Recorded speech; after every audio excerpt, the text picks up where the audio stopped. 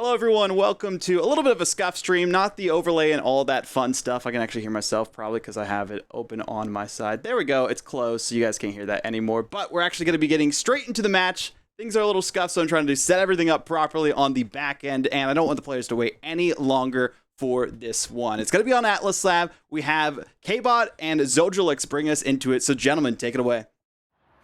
What's going on, everybody, and welcome back to Vodible's Primetime Tuesdays. My name is K-Bot, who is speaking from the void because you're not going to be able to see our cameras for a little while, and I'm joined by Zojulix. Zojulix should be a pretty fun night that we've got started off here with some more Omega Strikers.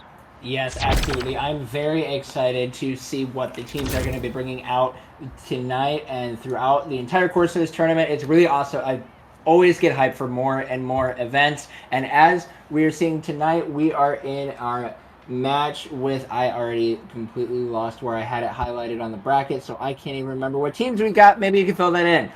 Diamond Daniels versus Goon Squad. It'll be Diamond Daniels on the blue side, Goon Squad on the red side. You saw the bans come through. They were Vice and X, and now we've got a Rune Estelle Kai versus a Juliet Estelle Dubu coming at this one. So should be interesting, though a lot of these feel relatively similar in terms of the kinds of things that they want to do. Probably the most difference here is going to be those goals. Yeah, absolutely. We're going to be seeing a lot more of a defensive style coming out from that Dubu versus Kai, being a very strong, aggressive goalie that we'll be seeing. Hopefully, probably expecting to be seeing a lot of cross-map play coming out from the Kai. And it'll be nice because they'll have the rune to be able to actually be able to hook back up in case they lose some control when the Kai gets a little bit more aggressive. Starter Awakenings come out are stacks on stacks and heavy impact. Two things to keep an eye on. So you have to imagine Estelle really likes that. There's Juliet for Wolfskullrider also. Start to see some damage get racked up here. It'll be the smart one that gets cracked first. We'll have to play a little more defensively. But looks like, nonetheless, Goon Squad is able to take down that other goal barrier there on the top side. Sorroren trying to be a little fancy with the passing plays, passing themselves, but the core flip pass is going to connect. And Wolfskullrider will put the Goon Squad on the board first.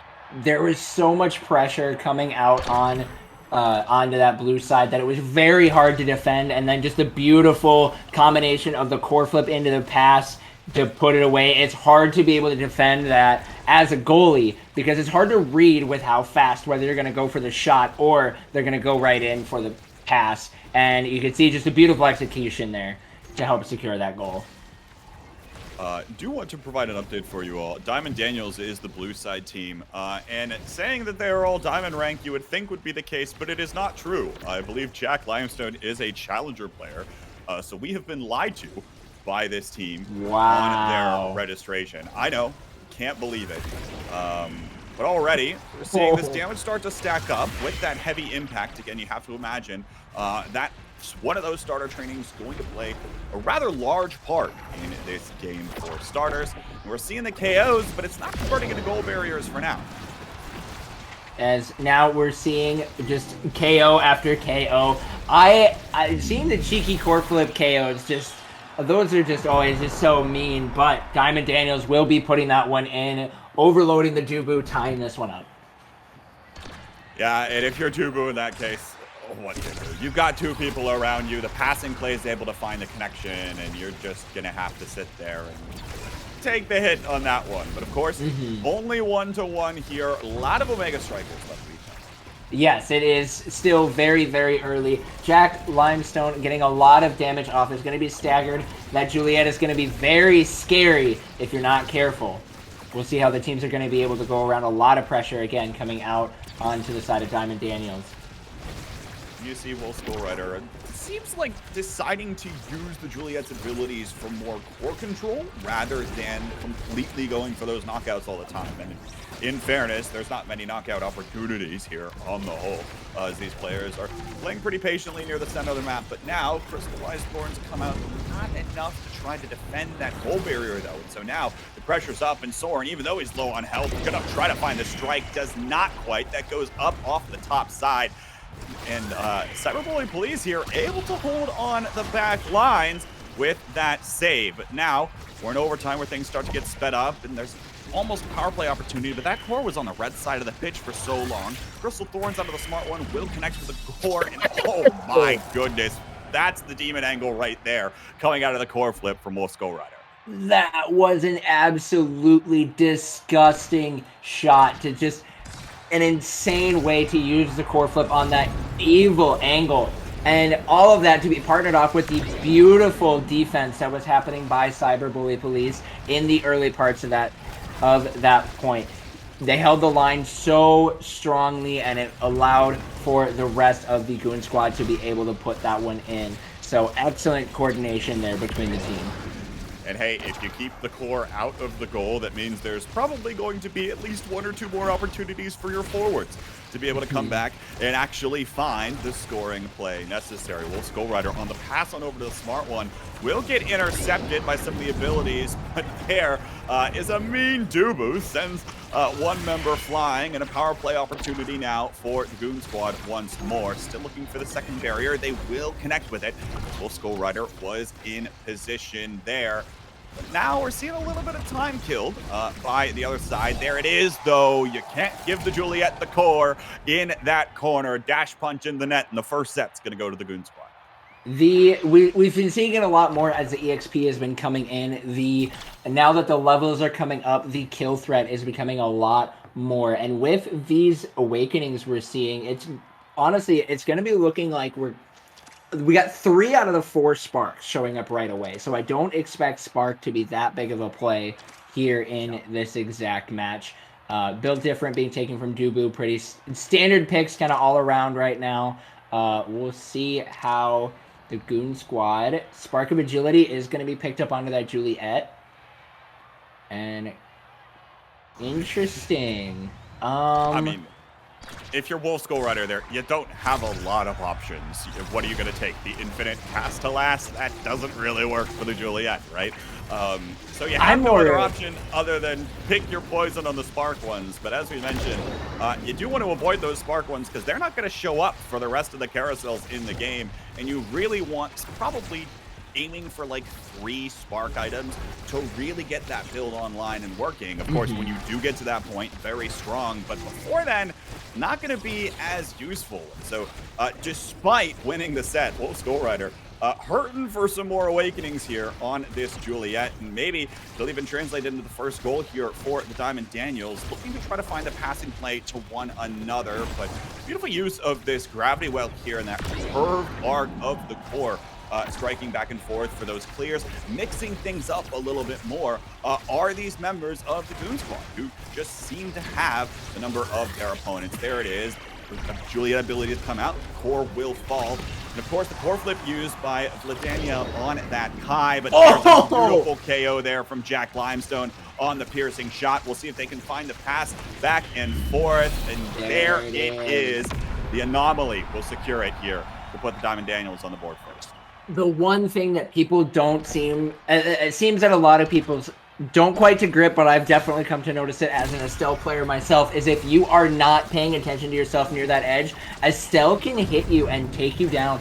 Really, if you're even just slightly scared of being knocked back, Estelle can take full advantage of that from an area where you wouldn't even see that coming. And just that beautiful KO, taking out the Stonewall Dubu, just really helped to secure that point there for Diamond Daniels. And you're seeing it now. Smart One is at a 4 KO streak on Estelle, which is not something that you would normally be seeing from like a lower elo standpoint. But if you're really able to utilize that piercing shot more, especially countered with that heavy impact, it just makes Estelle that much more scary in terms of KOs. Speaking of scary KOs, Wolfskullrider picks up one onto Vladilena. That's the goalie down here for the Diamond Daniels. So now Jack Limestone has to try to play carefully and can't quite seem to find the strike before that one slips back. It'll be a tie set here as we are moving along in this segment. And just some very, very strong plays back and forth from their team. The coordination between the Smart One and Wolfskullrider has been very strong. They've been able to keep both sides of the map covered, bringing the core back and forth to each other to really be able to set up for some very, very strong plays on offense to make it very difficult for Diamond Daniels to be able to defend.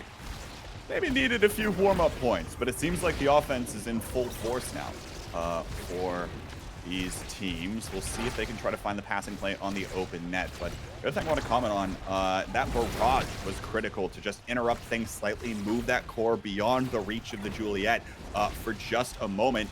And now you see that Juliet continuing to use some of those cooldowns. Not going to have them at the disposal to try to put this one away. Smart One, though, able to find the knockout with the piercing shot. Power play opportunity, passes back and forth, tries to make it go in, but Vladilena is there. Now we see the core flip used out of Cyberbully Police, still trying to find the pass, but another nice core flip used to interrupt the pass. And they stalled this one out for a while. Now that goal barrier's fallen, and all of a sudden, it might be time for the Diamond Daniels to make a play onto the net. Cyberbully Police, you see that log come out already. It's going to be one cooldown they won't have at their disposal. Now looking to pass this up. Nice anomaly, keeps up the pressure, but Limestone puts him to find the play there, and it goes right over to the hands of the Juliet once more. Dash punch into the goal, and it's set point again for Goon Squad. Such a back and forth, the way that Diamond Daniels were able to keep themselves alive during that power play, but unfortunately Cyberbully Police is just way too strong in that goal. No matter how much pressure was going through against the Goon Squad, they were able to just keep anything from that core, any part of that core to go through, and just some supreme defense happening back and forth between the two teams. Goon Squad having it overall the strongest, and it allowed them to be able to help secure that point.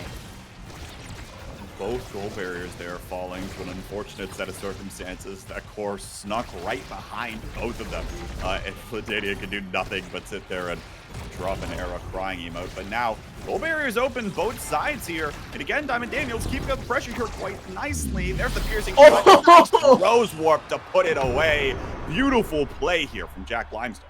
That was absolutely gorgeous, utilizing the impact to put the core on a high-speed train up, and then to just Rose Warp up above you wouldn't see the Estelle coming from there, and that Rose Warp can be so unpredictable too, because you really have very little control on where the Rose Warp goes in a crowded situation like that. And so for that to have gone through was just an absolutely very, very precise shot that happened from Jack Limestone, allowing Diamond Daniels to secure that point. Very, very well done. Now again, utilizing those abilities, trying to keep this core on the red side of the pitch, but it'll get met with a log from Cyberbully Police. The anomaly comes out after the banishment, and now Wolfskullrider trying to just box Vladilena out. Beautiful play coming in from the Juliet here to keep the goalie on one side of the field while the core drifts back to that lower side. Smart One will get MVP for the set as we head to our second carousel. Yes, and we're seeing much stronger awakenings being shown in this carousel here. Probably going to be expecting, the missile propulsion immediately coming out for the Estelle, making those crystal thorns a lot more dangerous, as well as allowing for the Rose Warp to have more range on the shot itself. We've been seeing a very bloody game come out. KOs happening all over the board here, so it'll be interesting to see if there really aren't any ways to help counteract the KOs. So hopefully the two teams will be able to maybe figure out something. I will say, though, not a lot of awakenings here for Wolfskullrider on the Juliet still, by the way, right? Didn't have a lot. Had to take specialized training there, which, like, if you're Juliet, that's okay. You'll take it, you guess, but your special already does quite a bit of damage, and then someone else can just dodge it. You really wish you had Stagger Swagger for a moment exactly like that, where you get knocked away instantly. And now it's a power play opportunity for the Diamond Daniels, who'll be looking for the goal here. Very nicely done by Jack Limestone to put that one away. Yeah, that was just good, clean team play coming out from the Diamond Daniels, taking out Juliet, preventing the Goon Squad from doing anything. Very well done from them.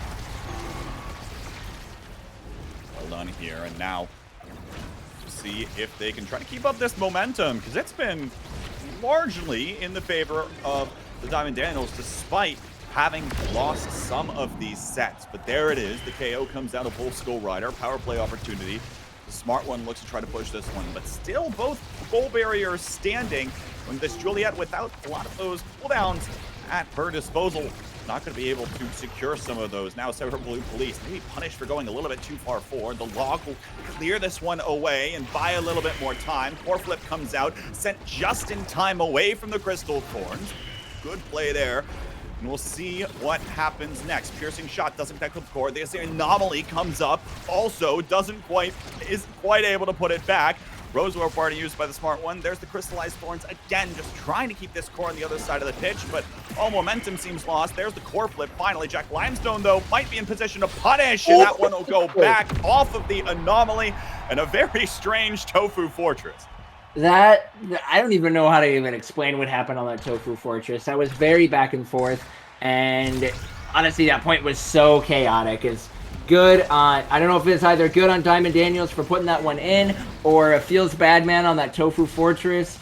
Either way, Diamond Daniels in prime position to take their first set. Now, smart one, rather low on health. There's the crystallized thorns that will do the last tick of damage there, and Wolfskullrider also starting to get pretty low as full health bars are out for the Diamond Daniels. It's going to be a panic from Cyberbully Police as the pass comes through, and Sorroren is able to send that one back. Finally, the Diamond Daniels get their first set. Even though they've had a lot of these promising opportunities, it seems like these awakening carousels generally are starting to favor them. Yeah, it definitely is starting to show up. We saw a lot of it come out in the strength of that missile propulsion from the Estelle on the side of Diamond Daniels. So hopefully we'll be seeing Primetime being the Infinite. This is going to be a really interesting choice here. Oh, not going for the Primetime on the rune. That is definitely not something that I would be expecting. I would have expected more Primetime over Rapid Fire. But I do have a friend that always likes to use the term, the TV goes with the popcorn. So we'll see how he pairs that one, how the team combos the Rapid Fire here in this next set.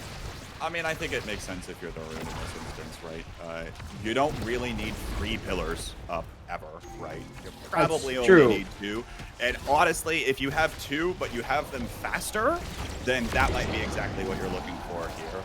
Although that said, doesn't help protect your teammates from the KOs that are starting to come through, and a piercing shot almost sends Sorroren away as well. Unfortunate bounce to both goal barriers, though, as the power play opportunity is quickly going to be elapsed. Now, all goal barriers off the field, empty nets on both sides, and a nice anomaly stuffs that one back. You've got to be ready for those when playing against a rune, and Cyberbully Police, in that case, was not. Yeah, it's very hard to be able to go up against that unstable anomaly. It can just show up pretty much anywhere, and you have no idea. Whereas with the other strikers, they have the ability to like follow through. They have a direct line of sight that you can see where that ability is coming from. With that unstable anomaly, you have no idea. It'll just show up, and next thing you know, you've whacked the core right into it, and it's back into your goal, and then you just feel a little silly. Retribution comes out as the Summer Assault connects there, but now Jack Limestone, nice Rose Warp, secures that other goal barrier. Nice barrage, protects the goal barrier out of Vladilena, and again, this Juliet doesn't have cooldowns up for the time being, or doesn't decide to commit them for that barrier. Another nice Rose Warp. There's the energy burst as well, but the double banish comes out, and the pillar sends one flying. Jack Limestone trying to keep up the pressure here onto Cyberbully Police, who's already used the Tofu Fortress. Vladilena, nice barrage, again, stalls that core out and protects this final goal barrier. Beautifully played, but again, haven't been able to find the goal here is the Diamond Daniels, and now with Jack Limestone cracked on health, Sorroren trying to come on back in. The anomaly doesn't connect on the second time around. Vanish is able to connect with one. Limestone up the Sorroren, doesn't connect either because the gravity well is perfectly timed there. In addition, Log comes out, boxing Sorroren away. People keep flying off of the screen here, but it's still an empty nets to 1 goal barrier. Tofu Fortress comes out, and the pressure just hasn't mounted enough in the way that you'd expect. He spells it out there for a moment. Now the log comes out. Jack Limestone back online. Tries to connect with Piercing Shot, but of course, no. Doesn't happen there. Sorroren now looking for this one off of the corner. Crosses Cyberbully Police up. Well done there. And finally, the Diamond Daniels secure that goal. That point was so back and forth. Even with the goal barrier not going down on the side of Diamond Daniels, they were still, the Goon Squad was still able to hold the line very, very strongly. And honestly, one of the areas that makes it really difficult for the Diamond Daniels is on the striker draft on the side of Goon Squad is they have the ability to follow up a lot of their attacks with the Estelle piercing shot, the Crystal Thorns, the Juliet kick. Like, they've got so many of those options. But on the side of Diamond Daniels, the Unstable Anomaly doesn't really help you push through the enemy. Still, though, if it's able to keep up enough pressure and the Dubu goalies forced to just continue playing ping pong against the net, at some point that goal will go back. And the Diamond Daniels now up in that last one. They have equalized it, heading to a set 5, our 4th carousel. Stagger Swagger is online. And with as many KOs, I have to imagine this is probably going to the Juliet. Yes, indeed it will. Able to stay alive for that much longer will be so helpful for the Juliet, plus that extra speed as well, combined with the peak performance that she picked up earlier. Feels okay with this build, all things considered. Yeah, absolutely. She is going to be very, very fast. And with the extra stagger too, that's going to make her a lot stronger here in this match as well. Now, one thing also too that's really nice is Jack was able to pick up the extra special. Comboed with that missile propulsion, it's going to make those Crystal Thorns a lot more of an annoying factor if you are Goon Squad. They'll be looking for that there, and you see them come out. Wasn't able to find anything there. Wolfskullrider able to pick up 1 goal barrier here for the Goon Squad, looking for the second, and is able to find it. Now, Gravity Well puts a little bit of damage onto both sides of the pitch. Now, Cyberbully goes pretty far out, trying to clear out this core. Isn't successful in doing so, but a knockout comes through nonetheless, alleviating the pressure for a moment. Jack Limestone doesn't look like they have Rose Warp up, and the smart one passing it back again, just trying to stall out for a little while, and then lines up the shot with that primary as well. There's the power of the Primetime, folks. That's why this tournament's named after it. Yeah, so Primetime on Estelle is just so strong, and I love seeing it come out because it in my opinion, it takes her from a B tier striker to that A tier side. Wolfskullrider now on a 4 KO streak because a power play opportunity comes out here.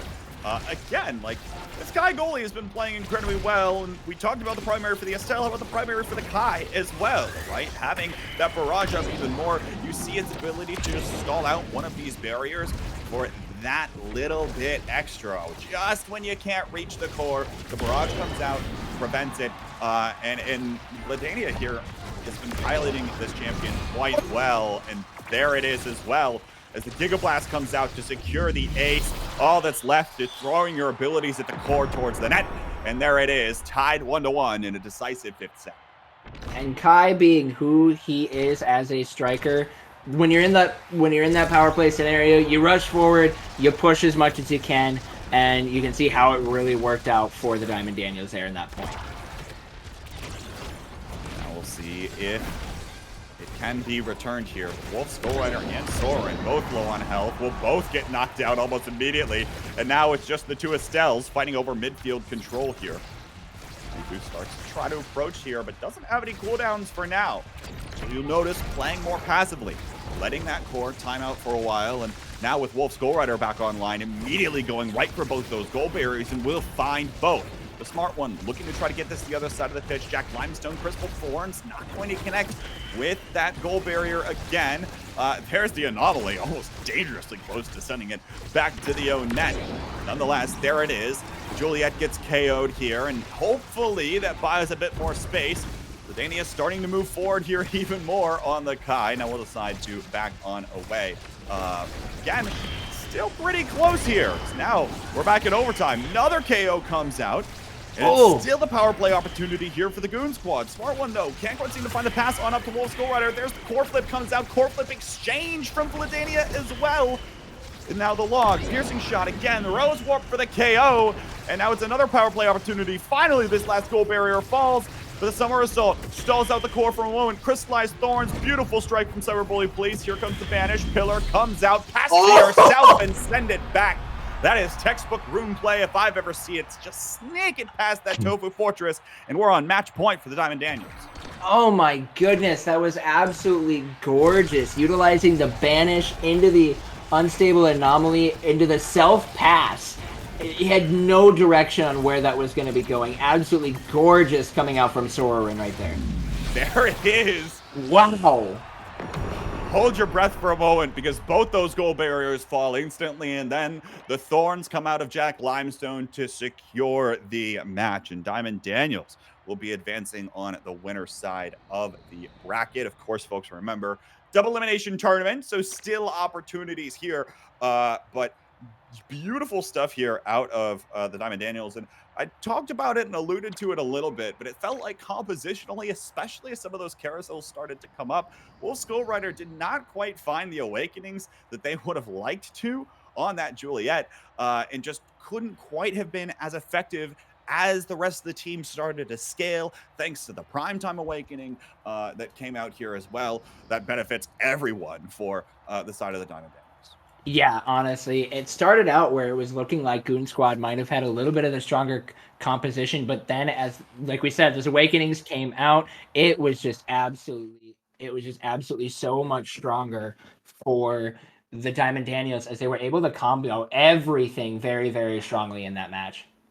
Hi there, everyone. Welcome to the new overlay and the new look of Primetime Tuesdays. Hope y'all are enjoying the show so far. And reminder, folks, this is a double elimination tournament, so there are plenty of matches. And despite that was just a best of one, I mean, best of one crawling back from 2 sets down for the Diamond Daniels, who again are now in chat, and I have to repeat, lied to us because one of their players is a challenger player. You can't be the Diamond Daniels if you have one of you as challenger, okay? That's not how it works. You all have to be Diamond. Yeah, seriously, like, Anyway. come on, guys. Anyway, we'll look forward to seeing more from them. Of course, up next is a little bit of a tough opponent. It's not like they're going up against trio abusers who won their match last week, or won the tournament, I should say, last week, but last 2 tournaments. So they're going for the 3-peat as the trio. Classic. Yeah. We'll see if they can do it. We'll tonight's the night to do it. It is the 3 in the row. But before we move on in the tournament, we are going to take a real brief break, folks. But don't go anywhere, because the next match should be a good one. We've got a pickup of CKJ versus Lakeland University coming up next.